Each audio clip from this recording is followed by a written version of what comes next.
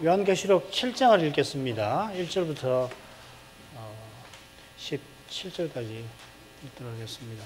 이 일 후에 내가 네 천사가 땅에 네 모퉁이에 선 것을 보니 땅의 사방의 바람을 붙잡아 바람으로 하여금 땅이나 바다에나 각종 나무에 불지 못하게 하더라.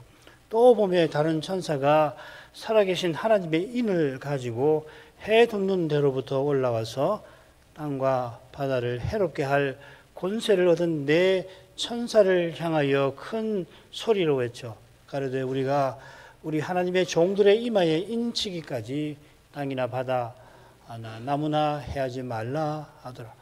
내가 인맞은 자의 수를 들으니 이스라엘 자손의 각 지파 중에서 인맞은 자들이 14만 4천이니 유다 지파 중에 인맞은 자가 1만 2천이요 루벤 지파 중에 1만 2천이요 갓 지파 중에 1만 2천이요 아셀 지파 중에 1만 2천이요 납달리 지파 중에 1만 2천이요 므낫세 지파 중에 1만 2천이요 시므온 지파 중에 1만 2천이요 레위 지파 중에 1만 2천이요 이사갈 지파 중에 1만 2천이요 스불론 지파 중에 1만 2천이요 요셉 지파 중에 1만 2천이요 베냐민 지파 중에 인맞은 자가 1만 2천이라. 이 후에 내가 보니 각 나라와 족속과 백성과 방언에서 아무라도 능히 셀 수 없는 큰 무리가 흰옷을 입고 손에 종려가지를 들고 보좌 앞과 어린 양 앞에 서서 큰 소리로 외쳐 가로되 구원하심이 보좌에 앉으신 우리 하나님과 어린 양에게 있도다 하니 모든 천사가 보좌와 장로들과 내 생물의 주위에 섰다가 보좌 앞에 엎드려 얼굴을 대고 하나님께 경배하여 가로되 아멘. 찬송과 영광과 지혜와 감사와 존귀와 능력과 힘이 우리 하나님께 세세도록 있을지로다. 아멘 하더라. 장로 중에 하나가 응답하여 내게 이르되 이 흰옷 입은 자들이 누구며 또 어디서 왔느냐. 내가 가로되 내 주여 당신이 알리이다 하니 그가 나더러 이르되 이는 큰 환난에서 나오는 자들인데 어린 양의 피에 그 옷을 씻어 희게 하였느니라. 그러므로 그들이 하나님의 보좌 앞에 있고 또 그의 성전에서 밤낮 하나님을 섬기매 보좌에 앉으시니가 그들 위에 장막을 치시리니 저희가 다시 줄이지도 아니하며 목마르지도 아니하고 해나 아무 뜨거운 기운에 상하지 아니할지니 이는 보좌 가운데 계신 어린 양이 저희의 목자가 되사 생명수 샘으로 인도하시고 하나님께서 저희 눈에서 모든 눈물을 씻어주실 것임이러라. 어린 양께서 책을 받으시니까 생물들과 장로들이 엎드려 경배하고 이어 찬송을 드렸습니다. 그리고 내가 보았다 하면서 요한은 이어지는 장면을 계속 소개합니다. 이 장면에서 요한은 그든 내가 들었다 11, 13절 내가 들었다 하며 천사들과 만물의 찬송을 전하고 있습니다.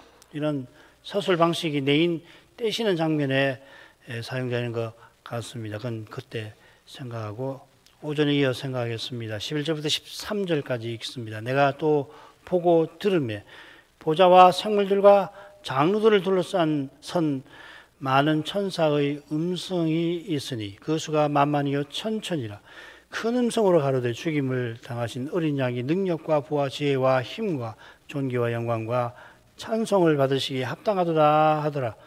내가 또 들으니 하늘 위에와 땅 위에와 땅 아래와 바다 위에와 또 그 가운데 모든 만물이 가로되 보좌에 앉으신 이와 어린 양에게 찬송과 존귀와 영광과 능력을 세세토록 돌릴지어다 하니.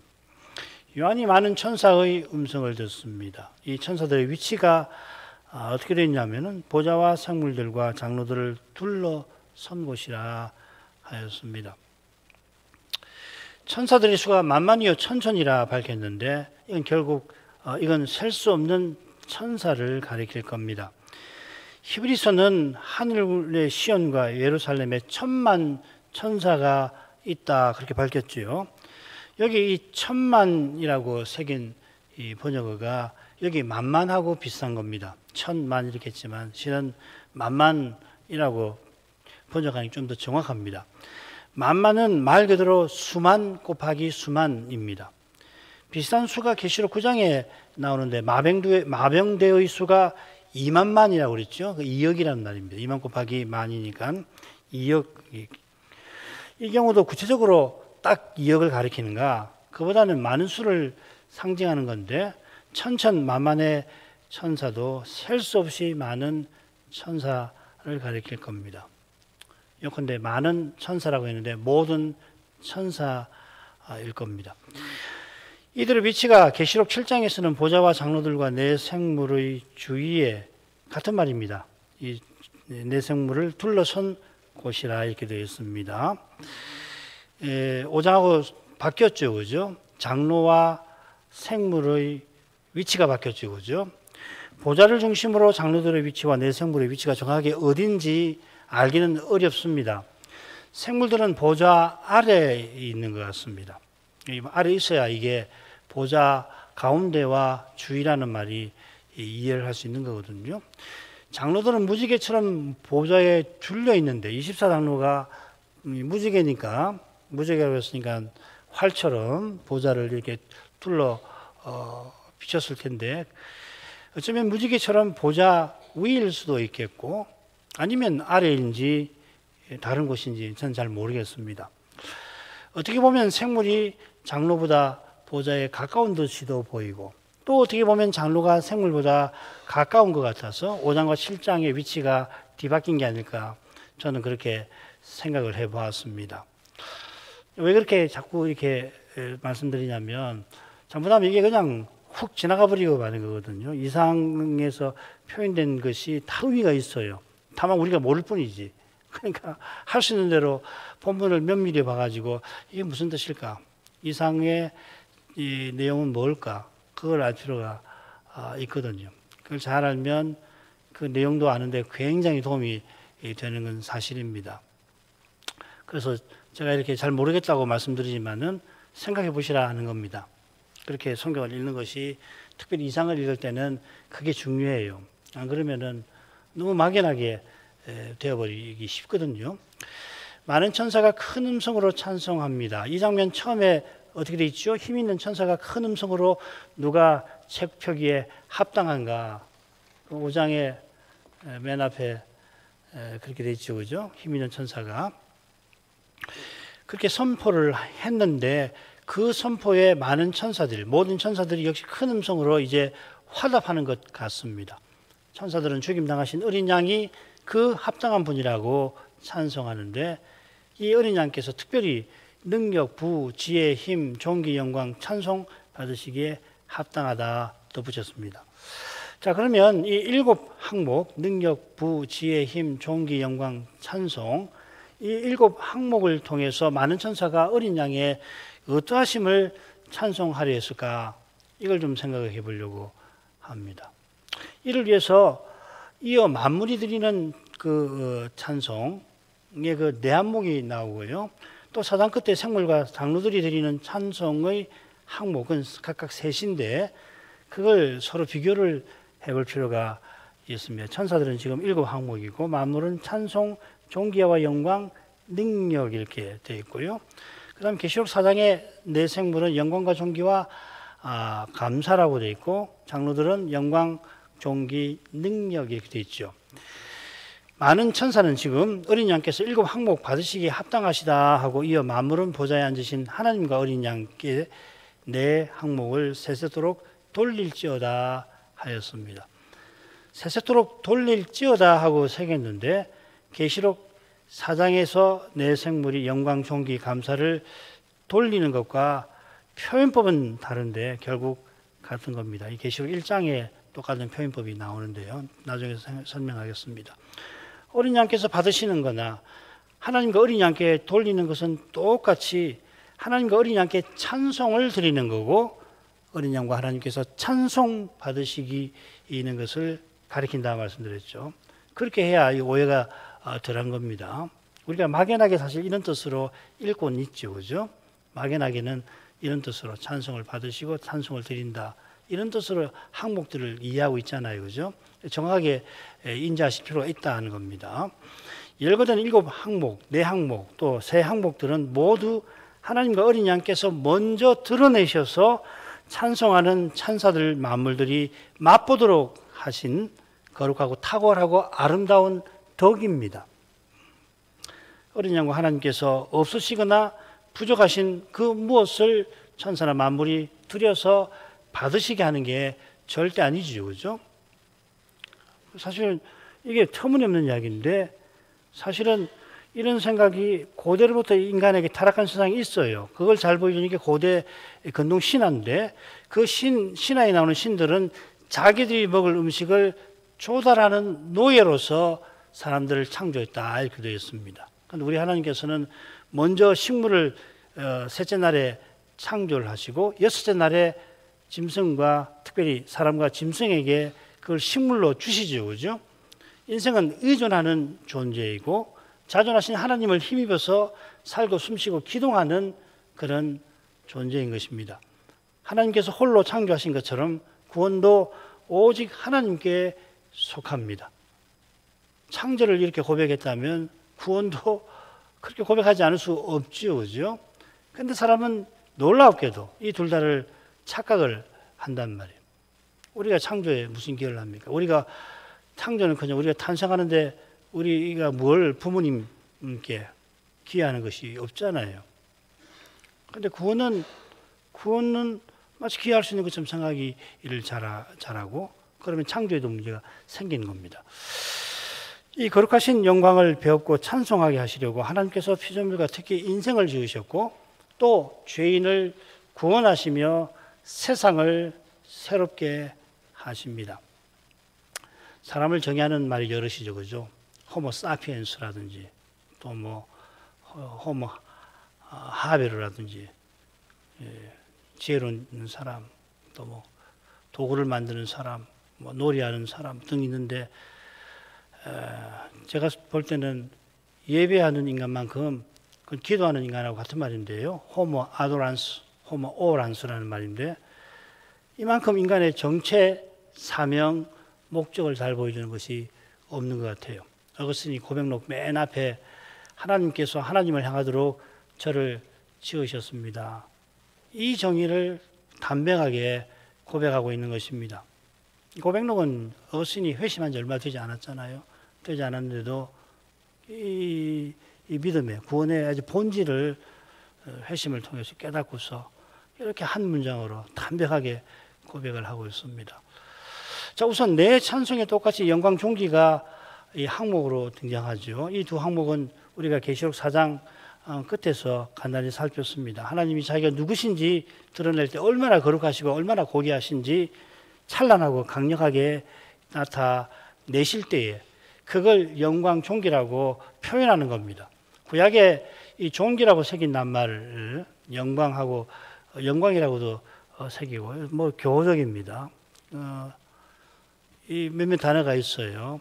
영광, 존귀, 또 부, 또 뭐가 있을까? 광채, 어미, 존엄 뭐 이런 것들이 있고 그걸 가리키는 낱말이 한 하나, 둘, 셋, 네 정도, 5 정도 있는데 굉장히 많이 나옵니다. 제가 이 강서를 금요일날 한 것 같은데 뭐 얼마나 많은 시간이 걸렸는지 몰라요. 다 뭐 웬만한 거 다 찾아봤는데요. 보면은 영광과 존귀가 많이 겹칩니다. 그래서 존귀라고도 번역하고 어떤 데서는 영광이라고 하기도 하고 어떤 데서는 이 존귀를 음이라고도 번역하기도 하고 그렇습니다. 그만큼 이 용어들이 서로 겹치는 거예요. 영광은 딱 뭐고 존귀는 딱 뭐고 뭐 능력은 딱 뭐고 힘은 딱 뭐고 그렇지 않다는 거예요. 그러니까 이 잠언에서도 보면은 뭐 지혜도 있고 지식도 있고 분별도 있고 명철도 있고 뭐 이렇잖아요. 그게 명철하고 분별하고 정확하게 개념이 완전히 분리되는 게 아니라는 말이죠. 그죠?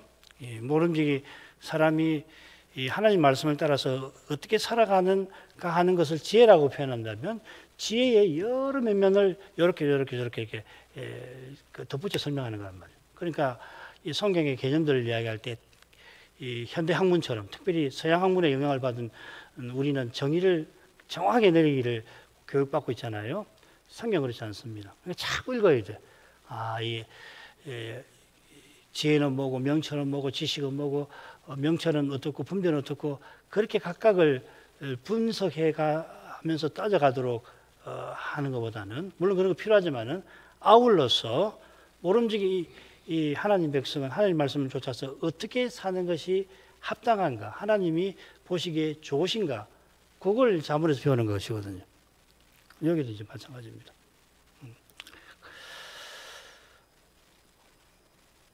자, 여기서도 영광 존귀가 여기서도 붙어서 나오네요. 물론 7장 12절에서는 이 떨어져 나옵니다. 오늘 읽었죠, 그죠? 두 항목을 포함해서 7항목이 어떤 방식으로 배열되어 있는지가 궁금한데 이어 나눈 만물의 찬송과 비슷한 배열로 보입니다.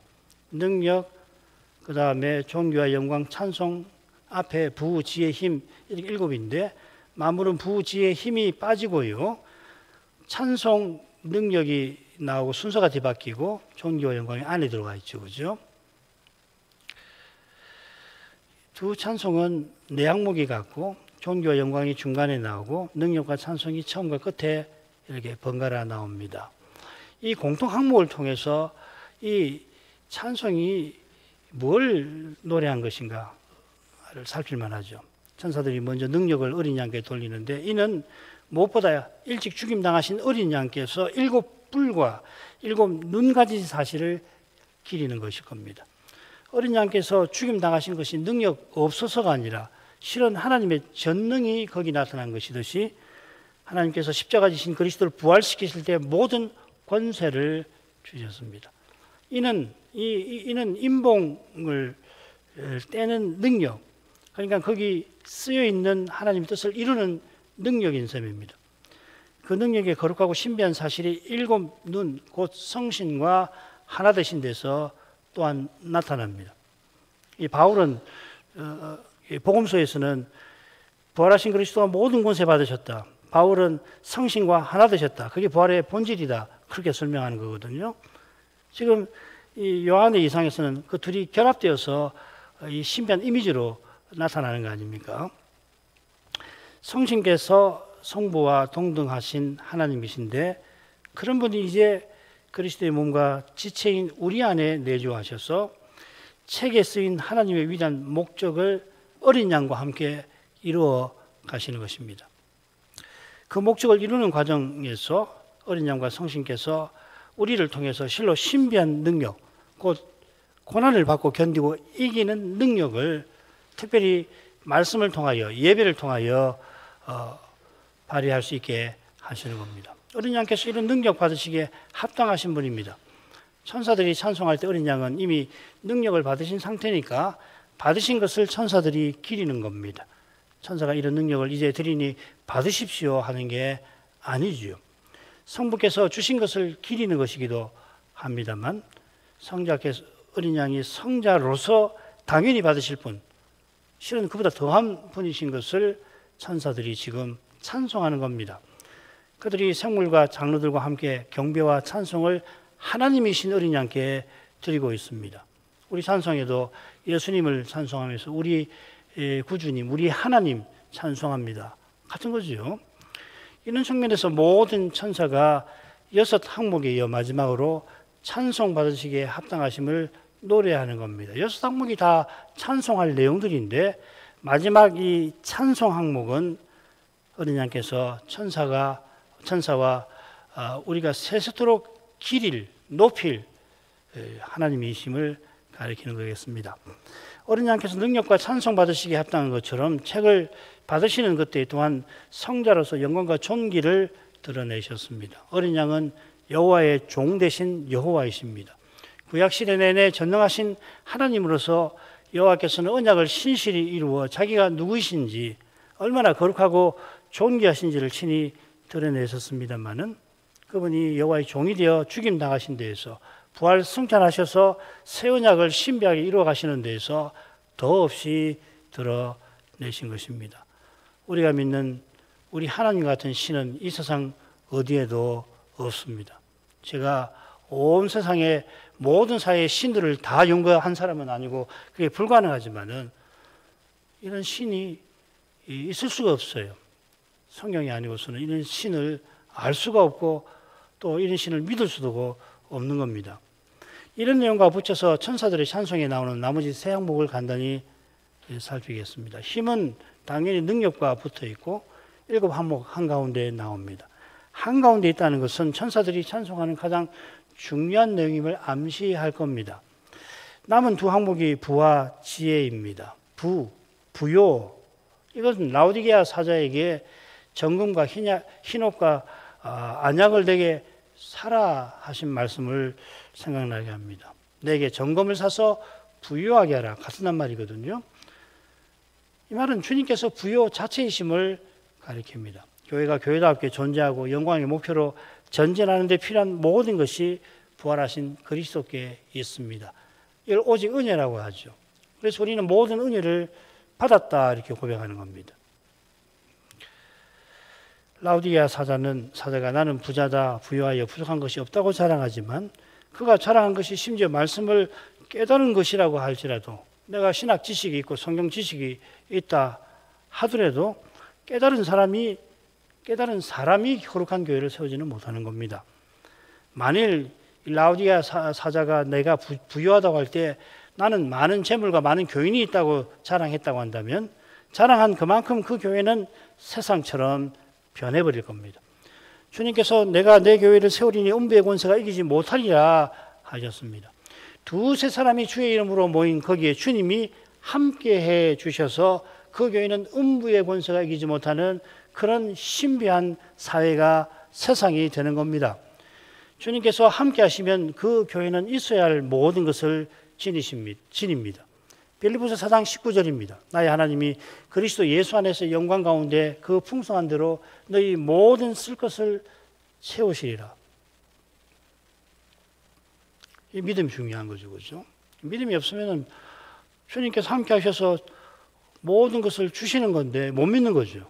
안 믿는데 어떻게 주십니까? 물론 구하지 않아도 주시지만은 어떤 것은 믿고 구해서 받게 하신 거거든요.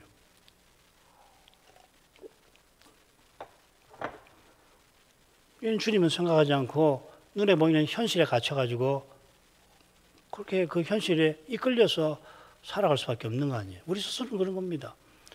그런데 주님께서는 심지어 그 교회가 구하는 것이나 생각하는 것에 넘치게도 주신다 하셨습니다. 우리 가운데 역사하시는 능력대로 우리의 온갖 구하는 것이나 생각하는 것에 더 넘치도록 능히 하실 이에게 지혜는 이어 나오는 힘과 붙여 생각할 만할 겁니다. 바울은 십자가 지신 주님께서 하나님의 능력과 지혜이심을 교훈하였습니다. 특별히 이 고린도전서에서 주께서 지혜이시다, 하나님의 지혜이시다 교훈한 것은 그 배경이 있어요. 고린도 지도자들이 성신의 은사를 특별히 많이 받았는데 특별히 말씀 전하는 그런 은사를 많이 받은 건 사실인데 그리고서는 그 받은 은사를 내세우면서 실제로는 당대 인기 있는 소피스트, 지혜자란 말이죠. 그죠? 소피스트. 지혜자처럼 자기를 자랑하고 높이는 태도를 책망하려고 한 거거든요. 이 사람들이 전에 종이고 뭐 예수 믿고 난 다음에 종살이 하는 사람도 꽤 있었을 텐데 성신의 은사를 받아가지고서 성신께서 깨닫게 해주시는 말씀을 교회에서 종인데 막 전하니까 그 얼마나 감사한 일이에요. 그러니까 자기는 사라지고 성신께서 감화하셔서 오직 그리스도만 전하게 해주십시오 이렇게 해야 했는데 인간인지라 육신적인 태도를 취하게 되어서 당대 주변에 있는 그 지혜자들, 소피스트들을 흉내내기 시작했다는 거 아니에요. 그 사람들 하는 말이 일들이 뭡니까? 자기 자랑하는 거거든요. 특별히 이 사람들은 법정에서 변론을 할 때 도움을 주는 사람들인데 법정에서 이겨야 하거든요. 그러니까는 온갖 이 증거, 지식을 총동원해가지고서 자기를 과시해가지고서 이 법정에서 이기는 이 소피스트 흉내를 냈다는 거예요. 그런 육신적 태도는 그 교회 내에 파당을 만들어서 그리스도의 몸을 쪼갠 겁니다. 그들이 지혜를 내세우지만 그리스도 대신 결국 자기를 자랑한 겁니다. 사람을 자랑한 거죠. 그래서 나는 바울파, 나는 아볼로파, 나는 게바파. 아이고 너희들 그러냐, 나는 그리스도파다. 그래서 결국은 사도나 심지어 주님을 거론하면서 자기들을 자랑하는 거 아닙니까? 그리스도께서 하나님이신데 십자가 지신 거기에 참된 지혜가 드러나는 겁니다. 고난받는 신자와 교회를 통하여 거룩한 지혜가 입증되는 겁니다. 그리스도의 남은 고난을 채워가는 거기서 십자가 지신 목적, 즉 그리스도와 같아지는 영광이 이루어져 가는 겁니다. 이런 지혜는 이 세상 철학과 사상과 이념에서는 절대 나올 수 없습니다.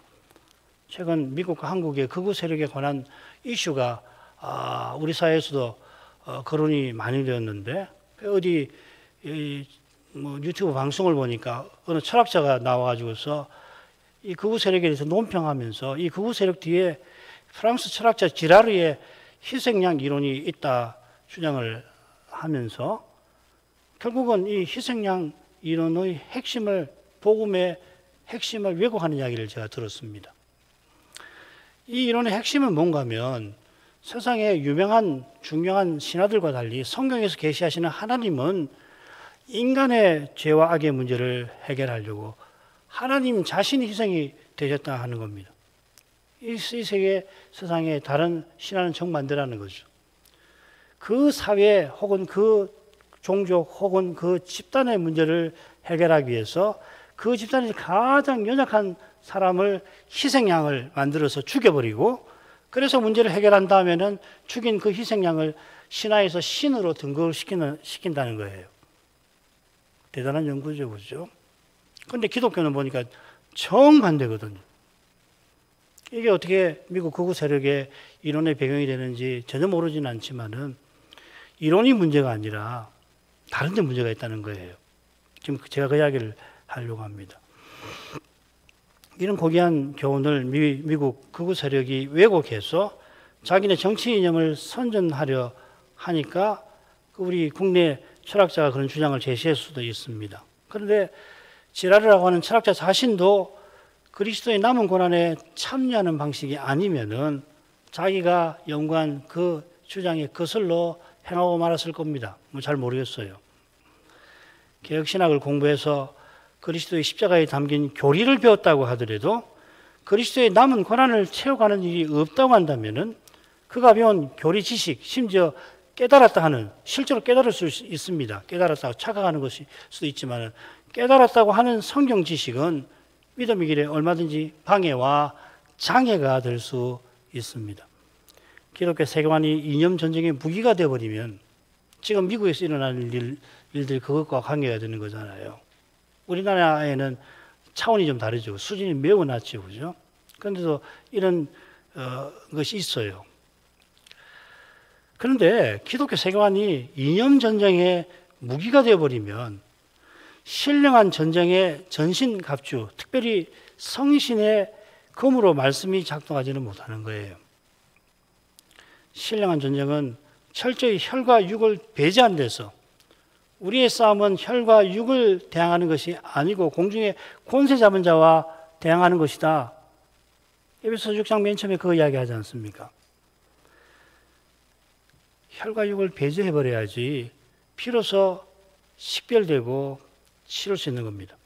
하나님 말씀은 뭐라고 교훈하냐면 모든 이론을 파하고 하나님 아는 것을 대적하여 높아진 것을 파하는 그런 병기인 거예요. 이게 성신의 의미죠, 그죠? 모든 이론을 파하는 거예요. 어떤 이론이든지 인간 세상에서 학자나 사상가나 혹은 있는 사회나 저는 집단이 제시하는 그 이론이 어떤 이론이든지 그의 하나님을 아는 것에 대항하면은 말씀을 그걸 쳐부시는 거예요. 어떤 이데올로기라도 육신적 태도를 통하여 거대한 세상을 형성하려 하는 법입니다. 그게 좌파 이론이든지 우파 이론이든지 근본에서는 똑같은 거예요. 이걸 놓치면 안 돼요. 어떤 것이 좀 더 기독교적인 것이 있고 어떤 것은 훨씬 반기독교적인 것이 있지만은 이데올로기의 본질에 있어서는 육신적 태도로 어떤 수단을 방법을 동원해서 그 집단이 얻기를 원하는 목적을 달성하려고 하는 욕구가 있는 거예요. 그 육신적 태도라고 해요. 가령 민주주의, 예, 민주주의 칼빈의 가르침에서 나왔다고 역사학자들도 평가하죠. 성경적인 면이 있습니다. 반면 칼빈이 가르친 절반만 가져와 가지고서 이용하는 건데, 그게 뭐냐면 인간은 타락했기 때문에 한 집단에게, 어떤 개인에게 절대 권력을 줘서는 안 된다는 거 아니에요? 거기서 나온 것이 견제와 체크 앤 밸런스, 견제와 균형, 이게 민주주의 이념, 작동하는 이념의 가장 중요한 거 아니에요? 그런데 칼빈이 말한 것은 그것만 아니에요. 모든 정치는 하나님 말씀, 교회 정치는 하나님 말씀을 쫓아서 행해야 한다. 그건 빼버리고 견제와 균형만 가져와서 이게 민주주의라고 하는 거 아닙니까? 예, 민주주의의 기독교적인 좋은 점이 반영되어 있는 건 사실입니다. 그런데요, 이 민주주의가 세계 이념으로 등극한 지금 시대에 교회가 이 세상에서 통용하는 민주주의적 방식을 따르는 것으로서, 그래서 겨우 이 세상의 인정을 받고자 한다면은 주님의 칭찬을 받지 못하는 부끄러운 처지에 반드시 떨어지고 말 것입니다. 교회는 민주주의 하는 데 아니에요. 다수결례에서 정하는 데가 아니란 말이에요. 그보다 더 중요한 것이 있단 말이죠. 또 근원적인 것이 있잖아요. 하나님 말씀에 근거해야 되는 겁니다.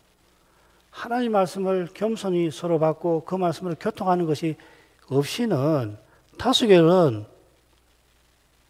결국은 어떻게 갈지 몰라요. 교회는 반대가 되야 되는 거죠. 한 사람이라도 내가 깨닫지 못한 말씀을 가지고서 이게 하나님의 말씀이 가르치는 바입니다 하고서 선을 하면, 아, 그렇구나. 따르는 게 그게 기독교 신앙이라고요. 그게 하나님 나라라고요. 이걸 이거 굉장히 큰 도전이 될 겁니다. 이 시대에 교회의 가장 큰 도전 중에 하나가 이겁니다. 세계 이념으로서 민주주의를 어떻게 보고 어떻게 대할 건가 하는 거예요. 우리가 경험해서 뭐 온갖 중요한 문제도 있고 실질적인 문제, 내란 문제 아직도 진행 중이다, 어쩌다 다 좋은데, 특별히 우리가 신자로서, 교회로서 이 우리 생에 한 번 있을까 말까한, 한국 근현대사에서 있을까 말까한 이 현실에서 말이에요. 더 넓혀서 이건 굉장히 세계사적인 의미를 가질 수 있는 사건인데, 거기서 보아야 할 문제가 바로 이것과 관계되는 겁니다. 이걸 못 뛰어넘으면은 결국 말만 개혁신앙이고 말만 믿음이고 그래요. 말만 그리스도라고요. 완전히 뒤집을 수 있어야 되는 겁니다. 다수가 어떤 걸 원하더라도 소수가 결국 본질에서 똑같은 것을 제안한다면 그 소수가 제안하는 그 본질 같은 그것을 존중하고 심지어는 다수가 그걸 따를 수가 있어야 하는 거예요. 아, 그렇게 보십시다. 왜 못하느냐는 말이에요. 알고 보면 별거 차이 없거든요, 사실은. 이렇게 하나 저렇게 하나 조금 나을지도 몰라요. 근데 해봐야 알죠. 나을지 안 나을지는 해봐야 알지, 안 해보고 어떻게 하냐는 말이에요. 근데 이분도 나와 똑같은 신앙을 가진 분으로서 주님과 교회를 사랑해서 아, 이것이 좋겠다고 그렇게 제안한다고 한다면은, 아, 그 똑같은 비슷해 보이면은 그냥 양보해버리면 돼요. 그렇게 하십시다. 왜 그걸 못 하느냐는 말이죠. 이런 것이 안 된다면 결국 다수의 결정으로 가는 거 아니에요?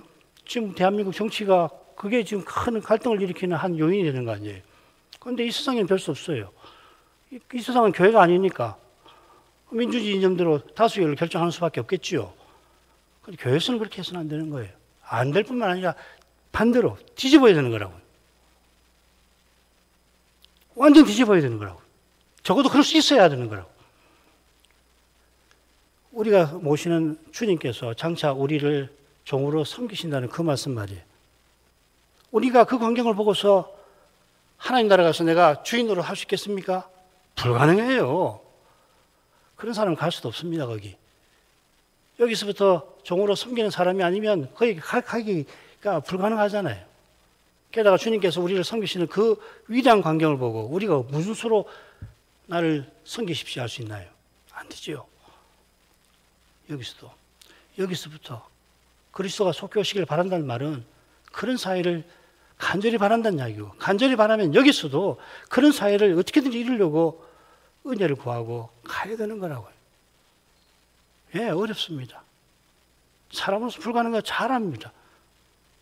사람으로서 불가능하니까 믿음으로 가능한 거예요. 그게 믿음으로 가능하다는 말이 사람으로 안 된다는 이야기 아니에요.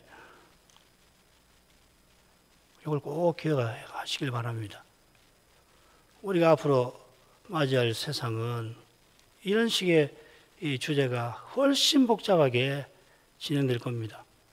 성경에서 말하는 적그리스도의 출현은 이런 현실하고 무관하지 않다고 저는 생각합니다. 지금 이 단계에서 이걸 철저히 분별하지 못한다면 적그리스도가 등장해서 미혹하고 위협할 때 견딜 수 있는 사람은 아무도 없을 겁니다. 문제는 식별을 못할 겁니다. 뭐가 문제인지를 모를 수 있을 겁니다. 그러고서 평생 같이 그리스도를 믿어왔던 그 형제를 향해서 너 지금 왜 그러느냐 그럴 거라고요. 이 사람은 적그리스도라고 그러는데 뭔 소리냐? 얼마든지 그럴 수 있는 거예요. 믿음은 신비입니다. 믿음은 은혜입니다. 믿음은 공부해서 얻고 공부해서 강화되는 거 아닙니다. 그건 믿음은 아니에요. 가만 앉아있어도 믿음이 강화되는 건 아닙니다만은 말씀을 깨닫는 것은 은혜로만 되는 거예요. 은혜를 얻기 위해서 기도하고 말씀을 읽고 강서를 공부하고 그렇게 하긴 해야 되겠죠. 그게 곧 믿음은 아닌 거란 말이죠. 자, 넘어가십시다. 이어 요한은 내가 또 들으니 하고 만물의 찬송을 기록합니다. 여기 지금 말하고 싶은 것은 뭔가 하면요. 원문을 보면은 내가 들으니 하는 표현 바로 앞에 이게 굉장히 길게 나옵니다. 또 하늘 위에와 땅 위에와 땅 아래와 바다 위에 있는 온 피조물이 또 그것들 안에 모든 것이 내가 또 들으니 갈로처럼 되어 있습니다. 가로되 이렇게 되어 있습니다. 그래 이 긴 표현을 어떻게 이해하는가에 대해서 몇 가지 해석이 있는데 어떤 사본은 이게 바로 앞에 있는 찬송의 7가지 항목에 붙은 8번째 항목이라고 하는 그 해석이 있습니다. 그런데 그건 좀 무리가 있고요. 우리 번역대로 보는 것이 좋은데 왜 요한이 이런 표현을 썼을까? 그 의중을 우리가 조금 살펴보겠다 하는 겁니다. 이 표현이 이 성경 전체 여기만 딱 나옵니다. 비슷한 표현은 구약에도 있고 신약에도 있고요. 계시록에도 이렇게 나옵니다. 하늘과 그 가운데 있는 물건이며 땅과 그 가운데 있는 물건이며 바다와 그 가운데 있는 물건 3가지가 나오죠. 그죠? 그래서 구약은 그 비슷합니다. 이 표현들은 공통적으로 하나님의 창조 영역과 창조하신 것들을 가리킵니다. 아울러 창조의 3 영역들을 똑같이 가리키죠. 하늘, 땅, 바다. 계시록은 한 군데를 더 이야기합니다. 하늘 위 하늘이죠. 땅 위 땅이죠. 땅 아래가 나옵니다. 그리고 바다 위 바다가 나오는데 이 4곳이 계시록에 나오는 곳이 2군데가 있어요. 그게 뭐냐면 7 나팔과 7 대접입니다. 도표는 다 참고마시고요. 나팔 심판, 대접 심판에 보면 땅, 바다, 물샘, 해. 그 다음 대접에도 땅, 바다, 물 그는 해 나오죠. 그죠? 그리고 그 밑에도 보면은 나팔 심판에 보면은 그 8장에 보면 황충이 무저갱에서 나옵니다. 무저갱은 땅 아래잖아요. 그 다음에 큰 강이 유브라데가 2번 나옵니다. 여기만 특이하게 나와요. 이런 자료를 참조해서 밑에 내용을 간단히 말씀드리겠습니다. 7인을 떼시는 어린 양은 당연히 나팔 대접 심판도 주관하시지요. 7 나팔과 7 대접 시리즈라고 우리가 부르는데 표현과 내용에서 아주 비슷하지만 똑같지는 않습니다. 2 시리즈가 7인 시리즈와 조금 다른 것도 있지요. 그렇지만 본질과 성격에서는 같습니다. 이 3 시리즈의 성격과 본질은 뭔가 하면 하나님과 어린 양의 심판에 있습니다. 같은 성격의 심판이 역사에서 점점 범위와 강도에서 확대되는 겁니다. 이 심판은 전에 이스라엘을 멸하려 했던 이집트의 재앙을 내리신 것처럼 이 세상에서 하나님과 그리스도를 대적하는 세력에게 특별히 핍박하는 세력에게 내리시는 그런 겁니다. 나팔과 대접 시리즈에서 처음 4번에 걸쳐 땅, 바다, 강, 물샘, 하늘에서 하나님의 심판이 시행됩니다. 이 강과 물샘이 땅 아래 영역으로 짐작됩니다. 7 뿔을 가지신 어린 양께서 창조의 모든 영역에 걸쳐서 그 권세를 역사 끝까지 운행하십니다. 그 가운데 모든 만물, 사실 이 번역이 조금 겹쳤죠, 그죠? 그것들 가운데 있는 만물, 모든 만물은 역전합하고 비슷하죠, 그죠? 이 만물이라고 한 표현은 계시록 4장 11절에 나왔고요. 마지막 이상에 한 번 더 나오는데, 이 만물은 하나님이 창조하신 모든 것을 가리키는 표현입니다. 만물이 가로되하고 찬송을 드리는데, 이사야서를 보면 비슷한 표현이 이렇게 나옵니다. 여호와께서 이를 행하셨으니 하늘아 노래할지어다. 이사야가 하늘과 땅의 깊은 곳, 삼림과 그 가운데 모든 나무들로 여호와를 찬송하라 합니다. 찬송할 이유가 앞뒤로 나오는데 22절을 보면 똑같이 나옵니다. 여호와께서 이 일을 행하셨다 했는데 그건 뭐냐면 이스라엘을 구속하셨으니 찬송하라. 같은 내용이 23절 끝에도 나오죠. 그죠? 나무가 사람처럼 깨닫고 노래하는 기능이 있는 건 아닙니다. 바울이 피조물이 썩어짐의 종로로 때문에 탄식한다고 하지만은 결국은 사도 자신이 죄와 죽음의 현실에서 그리스도와 함께 고난받다가 탄식하는 그것과 붙어 있는 거죠. 날마다 도살할 양같이 고난받는 사도가 영혼이 눌려서 탄식하는데 자기가 겪는 그 비슷한 현실이 말 못하는 피조물 가운데도 진행되고 있다는 것을 깨닫고서 표현을 한 거겠죠. 천체가 만들어내는 소리가 있죠. 지구가 자전하고 공전할 때, 특별히 자전할 때 얼마나 빠르게 자전하는지 우리는 알잖아요. 그리고 또 그 소리가 얼마나 큰지 능히 짐작할 수 있고 학자들이 말하는데 다행히도 그 소리를 우리가 들을 수 없으니까 고막이 터지지 않고 살아가는 거 아니에요. 천체가 만들어내는 소리가 우리의 가청 범위를 넘어서서 우리가 듣지 못하듯이 그래서 이상 중에서 요한이 만물의 찬송을 듣는 이 신비한 장면을 통해서 그리스도께서 책을 열어 창조 목적을 이루시는 그 기쁜 소식을 만물의 찬송으로 드러내는 겁니다. 만물의 찬송에 관해서 조금 전에 살폈는데 이건 이 찬송은 요한계시록의 머릿말에 요한이 그리스도에게 들리는 찬송과 똑같습니다. 그 끝에 보면 그에게 영광과 능력이 세세토록 있기를 원하노라. 아멘. 형식도 같이 되어 있어요. 그에게 영광과 능력이 세세토록 있기를 원하노라. 번역은 좀 다르겠지만 원문은 똑같습니다. 게다가 그의 피로 해방하시고 나라와 제상 삼으셨다. 이건 생물들과 장로의 찬송 내용과 아주 흡사하죠. 요한이 둘째 성소 이상에서 천사들과 만물의 찬송을 듣고서 이런 찬송들을 나중에 요한계시록을 작성할 때 인사말에다가 요약해 놓았을지도 모르겠다. 그런 생각이 듭니다. 영광의 주님이 이상을 보이시며 교훈한 계시를 쫓아서 요한은 서신받는 7교회에 그 찬송의 내용을 가지고서 기원한 거겠죠. 14절 내 생물이 가로되 아멘하고 장로들이 엎드려 경배하더라. 14절은 그러자 이렇게 되어 있습니다. 많은 천사와 만물이 찬송을 드리자 앞서 찬송한 생물들이 아멘하고 장로들은 엎드려 경배합니다. 계시록 19장에 한 번 더 장로들과 생물들이 하나님께 엎드려 경배하며 아멘 할렐루야 합니다. 이들이 아멘한 것은 어린 양이 책 여실 일이 틀림없이 이루어질 거라 고백하는 겁니다. 장로들이 엎드려 경배한 것도 이 위대한 일을 이루실 어린 양이 주 하나님, 전능하신 하나님이심을 시인한 걸 겁니다. 기도하겠습니다. 거룩하신 아버지, 저희가 내 생물과 장로들의 찬송에 이어서 많은 천사의 찬송과 만물의 찬송을 살폈습니다. 하나님 말씀이 얼마나 거룩하고 신묘한지 늘 기억하여서 성신님을 의지하여 이 말씀을 듣고 읽게 하여 주옵소서. 이 책의 예언을 읽는 자와 듣는 자와 행하는 자가 복이 있다는 것처럼 이 성경책에 기록된 이상에 담아 놓으신 교훈을 성신께서 깨닫게 하실 때 그 교회와 신자마다 내가 속해오리라 하신 그 그리스도를 더욱 전심으로 바라하고 또한 바라보게 될 것입니다. 아버지여, 저희가 날마다 다시 오실 그리스도를 바라는 마음으로 아버지 우편에 계신 그리스도를 더욱 바라보게 하옵소서.